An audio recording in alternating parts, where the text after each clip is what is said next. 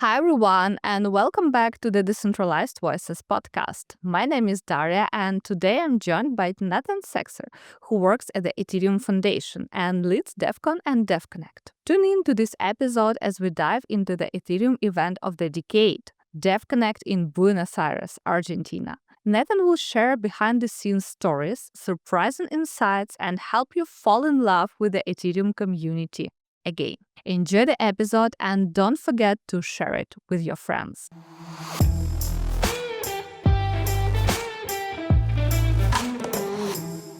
Nathan, welcome. It's a pleasure to have you. Could you give a brief overview of your background and how did you join the Ethereum Foundation and how did you start leading Devconnect? Sure. Thank you so much for having me, Daria. It's a pleasure to be here. So I've joined the space in 2017, working on DeFi at first. When I joined Consensys, I was working on a DeFi project as part of the startup studio of Consensys at the time. I've also started to get involved pretty early on with Ethereum France, which is an NGO behind EthCC, a major Ethereum event in Europe, if not the major one in Europe. And since then, in Consensys, I've stayed about 2 years and got involved with many other projects after Consensys involving gaming, ZK, and many other projects in the ecosystem. I've been helping here and there. I've done a few mentorship at accelerators, incubators. I've been very close to many projects in the space, but also very always involved with community building in the Ethereum space. In France, but not only. I have helped other events like the DeFi Security Summit, for example. And so I got more and more involved with events and started to work at the EF as part of the Devconnect team in 2023 for Devconnect Istanbul. Started as part of the production team and then joined the I've led programming for last year's Devcon in Bangkok, Thailand, and I started to lead the team earlier this year for this edition in Argentina that we're very, very excited about. Yeah, thank you very much for sharing. And actually, my first Devconnect was in Istanbul, and I was happy to start my era of Devcon, Devconnect with this event in Istanbul, and I love it so much. Thanks for organizing it and for joining the foundation. So, could you explain the difference between Devcon and Devconnect because many people still don't know what's the difference? 100%. So because you mentioned Devconnect Istanbul, I can probably start this way. Devconnect started as more of a decentralized kind of event, decentralized movement, if I can say event, because it's not only an event, it's more of a week during which the EF signals toward a place and organize a core can coordinate between many other events and organizations so that they organize their own activity and events and hackathons and meetups and all that things. So the first actually Devconnect appeared after COVID, where the EF and the event team that Skylar was leading at the time were reimagining the way that events could also exist. So we could not physically or personally, legally maybe also organize an event the scale of Devcon. They decided to take another approach, which was more decentralized. So that was the initial concept behind Devconnect, is to organize one core and events would happen all over the city. We replicated that in Istanbul, where we had a big venue in the center of Istanbul, and so we organized a core there, and we hosted more events by still external parties and EF teams, but more events as part of the main venue, and still a lot of side events would happen. We're taking this step further this year, and I would say that this year, Devconnect Argentina is a hybrid model between what Devconnect used to be and what Devcon is. As a matter of fact, it's probably the biggest event we've ever done, and Devconnect, Devcon included, we're doing much, much more than we used to, and the level of complexity and the level of addition and cool stuff that we're gonna do at the event will be unprecedented. And so to answer maybe more precisely your question about the difference between also Devcon and Devconnect and this edition specifically, like Devcon is a big conference, 7 stages, more than 500 speakers across 4 days, and as I mentioned, more than 7 stages, I think. This time we were like 10 stages, but we at the EF organize only a few events. So we have the Ethereum Day on November 17 that you should definitely attend, which is the kickoff of the week. And we have also a few other events we're very involved with, like the EthCon event, which is the local Ethereum event that it's almost a tradition when we do Devconnect and Devcon. We work with local communities to organize these local events. This will be in Spanish, November 18. And then, but that there will be 40 events happening in the same building that we don't necessarily organize ourselves.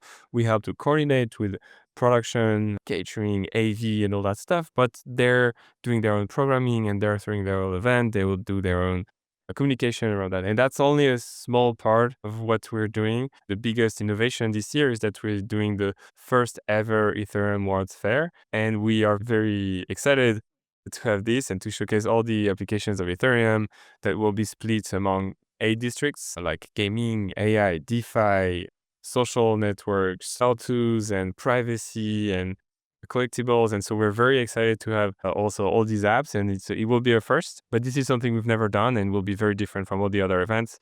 But to have this showcase, like real, tangible, creative live, real world live showcases of applications that people can come and try and experiment with. And we want people to arrive, like set up their wallet, on-ramp some crypto and buy their food as well with crypto. On top of that, we're doing activations like we have a soccer pitch, a music stage. We have many discussion corners, meeting rooms, community hubs as well. Super important part of what we do. We have 15 of them and around many different topics like on-chain banking, but also LATAM region, many other different communities and privacy as well. And anyways, this is something that you might have seen if you've been to Devcon in Bangkok, the community hubs. That's where super important. But as you can see again, it's a hybrid model between Devcon and Devconnect, but it's a whole new concept and a whole new event in itself. That again, the scale of it is something we've never done. It sounds huge. And how many people are involved in organizing Devconnect this year? So the team is about 20 people, 15 to 20 people. And we also work with many teams on the ground. Again, we're working with all the event organizers, the community hub organizers. We have some more help on the production side of things. And well, we have the support from EF. But it's about 15 to 20 people full-time, as well as a production company. Yeah, not a big team for event of such scale. So that's probably you have Right. quite hot days now. Right. Yeah, it's very busy. What was the most unusual or unexpected thing that you did as an event organizer during these years? I think we ourselves did not realize the scale of the event ourselves at first, right? So we came up with that idea of a World's Fair, right? For example, the Chicago's World Fair, where they showcased electricity, and I think it was AC versus DC at the time, and it helped to make people realize the impact of electricity and like it helped actually to democratize the technology, and it helped for people to understand the scale of what it was going to be, right? And so in the same fashion, we want to use the concept of a World's Fair to showcase real world applications. We will showcase about 100 applications, and there are so many intricacies and so many different details and things when you come to try to represent an ecosystem as a whole and showcase the best applications. I know it won't be the normal projects or the usual projects that you see on the ground, also because we've put a lot of effort in involving local communities, local projects that you don't necessarily see as well, but that are bringing amazing value to the space. We're not expecting the scale of what we were going to do. The level of coordination that you required is high. Extreme. Extreme. Yeah, thank you. Yeah, thank you very much. So, how do you see regional events like Devconnect in Argentina contributing to Ethereum's broader mission, and how do they impact local regions? So it's a great question, and we're very sensitive to that point with our team, with our events. I would say it's all even like be like one of the biggest differentiator with all the other major conferences that you would see is that we're putting a lot of effort in involving local communities and having a strong local impact on the region. We can tell, even isolating our events, we can tell how many events from how many attendees from previous locations we've been to are coming to our events, right? So we've organized Devcon Bogota in 2022, and we can tell how many communities and people are telling us, my first event was Devcon Bogota, and since then they created communities, projects, raise funds, doing so many things that tells us like we had an impact.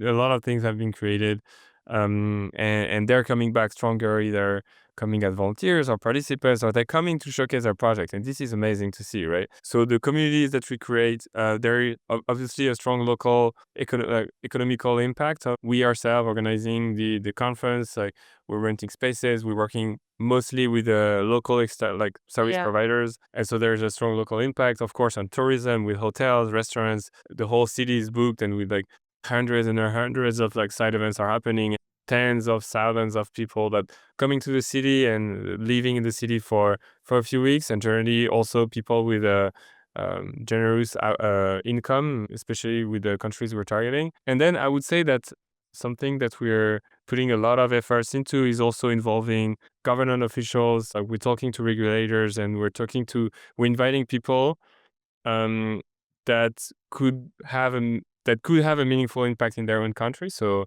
we're also working with inviting officials from other countries to see what our event is like, and also what, especially with Argentina, it's so much like involved, or it's so much present in the daily life of everyone's, that we want to show that to the world. For example, now in Thailand, the central bank released a stablecoin, and we believe that, or at least we want to believe that, Devcon played a huge part in that role. And as a matter of fact, we invited the central bank to the event to participate, and they were here and seeing what we were doing. Again, with these events, we can show the real impact of Ethereum, and inspire attendees, of course, dev students and newcomers, but also governance and institutions to realize how Ethereum can be used in the real life, and that generally has a strong impact, and we've noticed that in the past. Thanks for sharing. I saw this impact in Bangkok last year during Devcon. I compared it with Taylor Swift because when she comes to some regions, everyone do the same, like book hotels, buy tickets, restaurants, transportation. So all infrastructure around her concerts works to benefit local communities, and the same for Devconnect, for Devcon, because as you mentioned, so many people are coming. And probably this edition will be the biggest one. By the way, how many people do you expect to see? So around 10,000 attendees. I think in the cities, probably more like in the city attending all side events, probably between 10 and 15,000 people. And we were around the same numbers in Bogota. A lot of people are also coming to Devconnect and just attending side events, which we don't recommend to do, obviously. You should definitely come to the main venue and attend many of the events and see all the showcase and see all the crazy cool thing we're doing. Yeah, thank you. And now I will ask you the question that is interesting to many local communities. What's required from local communities that want to apply to host Devcon or Devconnect? Are there any specific Okay. metrics or criteria? Interesting. So, are you interested to host in your home country? Poland. I'm interested in general, like what should Yeah. country or community have to be like eligible to host such a big event? So we are looking at many factors, right? Looking a very like having a very strong local community, of course, is a very interesting factor that we obviously look at, because usually there are strong reasons why there are these strong local communities. It's usually because they have strong universities, because they have many projects coming from this place or this country, this city. They have many developers. Well, it has a meaningful presence or impact in the region. I mean, this is the case of Istanbul or Argentina, like in Istanbul, you were landing in Istanbul and you were seeing ads of like crypto exchanges all over the airport. And so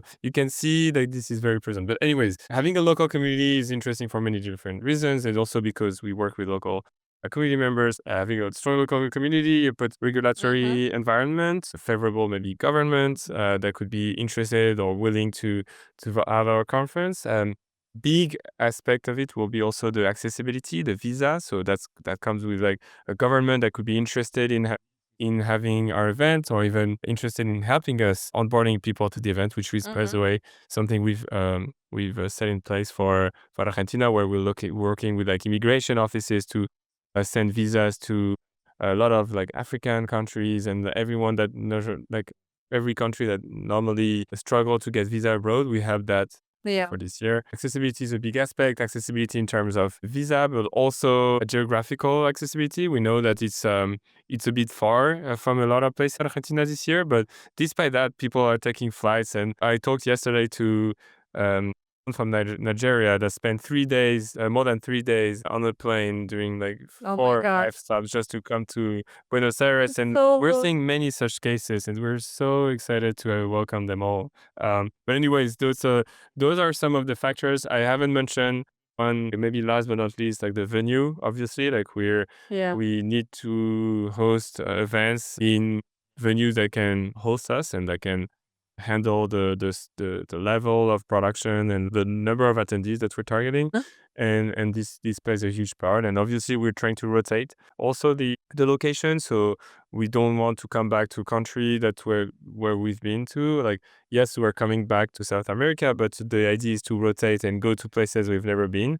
And so that in itself is also a factor we're taking into consideration. I might be forgetting a few items, but generally we're trying to have the strongest local impact as possible. And so Yeah. there is a lot of factors that we take into account. Thanks for sharing. I'm really interested because, like, now I'm based in Eastern Europe. I'm Ukrainian, but I live in Poland. And I'm super interested in having Devcon or Devconnect here because Warsaw and Poland now is like a magnet for Yeah. everyone from Europe and from Central and Eastern Europe. So Right. anyway, I asked Exactly. just in case, how are you working to ensure diversity and inclusion? So you mentioned a bit that local government of Argentina helped you to secure visas, but maybe you can highlight a bit more things that you work on to bring this diversity and inclusion to the ecosystem. We want everyone to be able to come from any country. So I think this is probably the biggest accessibility measure we could set up, right? Selecting a country where people can come easily, and or where that's not the case, working with like governments or public officials to make sure that they can attend our event is probably the biggest measure of them all. Because again, like we want these events to be as open as possible to everyone, and so this is very, very important. We're working again with many local communities. We want to make sure that men and women are represented. We want to make sure that a lot of countries are coming, regardless of, again, where they're coming from. We do have local focus, regional focus. So we focus on Argentina this time, but we also want to involve, and we are involving a lot of LATAM communities. Because you're talking about diversity, I mean, you will realize how much present are the women and active are the women also in Argentina. I think it struck me how much women are in position of power or leadership, and I haven't seen that in many other countries. I have to say, I'm very, very happily surprised to see that. And I don't say there doesn't need to be any proactive measures on our side, but it's amazing to be also in a country where it's happening, and you can see all these women having leadership positions in very important companies. Thank you very much. And I have the last question to you. What one thing you're personally most excited about Devconnect, and why listeners and viewers of this episode should join Devconnect in Argentina? I would say the first Ethereum World Fair is the thing that is the most exciting concept for an event ever, in my opinion. We're doing something extremely ambitious of an unprecedented scale. We're as excited as scared about the outcome of this potential event, but we really are excited by all the crazy great projects that we will showcase, all the crazy super active local communities that are getting involved, and all the enthusiasm around the event from local builders that are extremely proud to host our event in this also such iconic venue, which is La Rural. It's hard to tell at this stage, right? We're working very hard to make sure that it will go as smoothly and as well as we have it in our mind. But yeah, this is something that we're very, very excited about. We're very excited about also these real world, tangible way of people interacting with Ethereum. It will be a challenge, but we're excited to see people coming in the venue, setting up a wallet, on-ramping, getting some money into their wallet and paying their food with crypto. And as we are targeting a lot of newcomers, we're very excited to see these newcomers coming into the venue, setting up a wallet and getting onboarded as we see them in real life to crypto and to Ethereum. I'm sure it would be great and amazing. And as I mentioned, maybe it would be like the event of a decade for Ethereum. We celebrated 10 years of Ethereum some time ago, so probably it would be like a huge birthday party for Ethereum community and the whole ecosystem. So thank you, Nathan, for sharing these insights. And guys, I will leave all the links under this episode so you can follow Nathan. You can check out Devconnect and see what's happening and actually buy tickets or secure spots if you haven't done this before. Thank you, Nathan, again, and see you soon. Thank you so much, Daria. See you soon.